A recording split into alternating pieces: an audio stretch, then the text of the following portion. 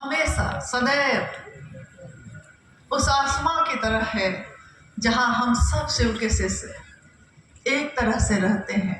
आपने देखा है कि आसमान में तारे अलग अलग होते हैं, हर तारे में रोशनी अलग अलग निकलती है, लेकिन वो रहता एक ही आकाश में है। हम भी गुरु भाई गुरु बहन हैं। हम लोग शिव शिष्यों का एक विशाल परिवार साहब दीदी ने बनाया और गुरु भाई गुरु बहनों को कहा कि तुम अगर मुझसे मिले हो तब भी, नहीं मिले हो तब भी, अगर कहीं भी, यहाँ तक उन्होंने कहा कि राजस्थान के मरुस्थल में भी किसी ने अगर शिव को अभी भी अपना गुरु बनाया है, वो मुझसे मिले या ना मिले, शायद इस जन्म में मिल भी पाएगा कि नहीं मिल पाएगा, लेकिन तब भी उसने शिव को अपना माना है तो मेरे कलेजे का टुकड़ा है।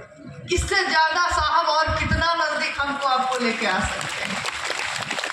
उनके कलेजे के टुकड़े हैं हम लोग। और कलेजे के टुकड़े की बात जब होती है तो आदमी उसको कितना संभाल के रखता है, हर कष्ट से बचाता है ना।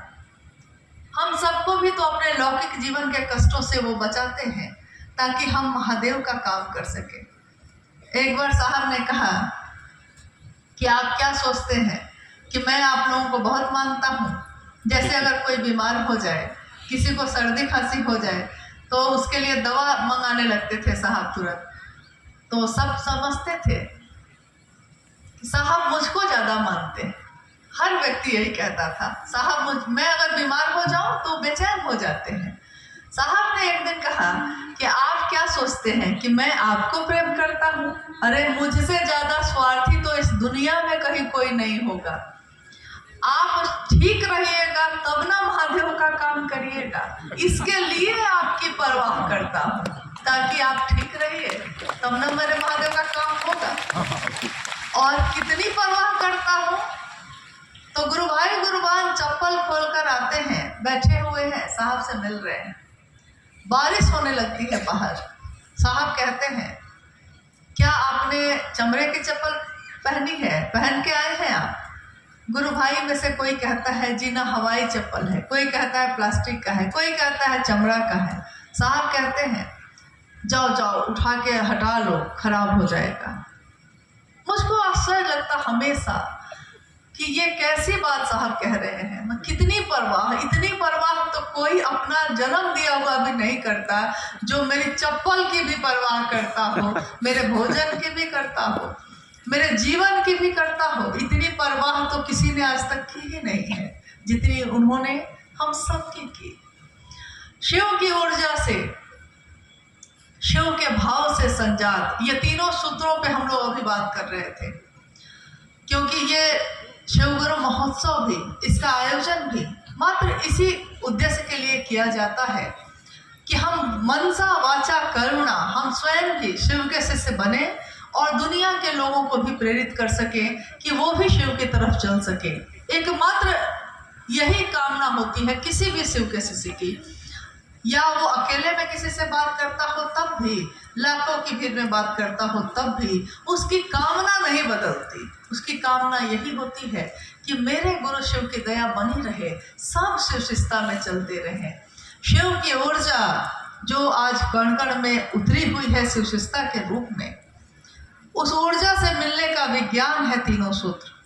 मन ही मन शिव को पुकारने का, हे शिव आप मेरे गुरु हैं, मैं आपका शिष्य हूँ, मुझ शिष्य पर दया करिए। ये मेरे मन को शिव के तरफ आवेशित करता है। बार बार इसकी आवृत्ति मेरे मन में शिव का भाव बढ़ाती चली जाती है। साहब कहते हैं कि विचार में प्रवेश होता है, ये विचार दिमाग में पैदा होता है, मन में, लेकिन ये विचार बार बार अगर घूमता रहा तो ये विचार एक दिन हृदय में प्रवेश करता है, दिल में प्रवेश करता है, और दिल में प्रवेश करता है तो हम उसको कहते हैं भाव है। ये भाव भी जब गहरे होते हैं, गहरे होते चले जाते हैं, और ये तब होता है जब हम शिव की बात करते हैं, खूब बात करते हैं, करते ही रहते हैं, जैसे अंदर से कोई बोलता हो। कहते हैं ना कि कोई कहता है कि अरे मैं कहाँ बोलता हूँ, पता नहीं मेरे अंदर से कौन बोलता है, क्योंकि मुझको भी नहीं पता है, किसी जिज्ञासा का उत्तर हम लोगों को पता नहीं होता, लेकिन लगता है जैसे कोई बोल रहा है और सामने वाले संतुष्ट भी हो जाते हैं। बाद में लगता है कि ये इसकी व्याख्या, इसका उत्तर तो कहीं पढ़ा ही नहीं था हम लोगों ने, हमारे जैसे आदमी को ये उत्तर आया कैसे, हम बोल कैसे पाए, कहाँ से आती है ये बातें, कहाँ से आता है ये उत्तर? दिल से ही तो उतरता है।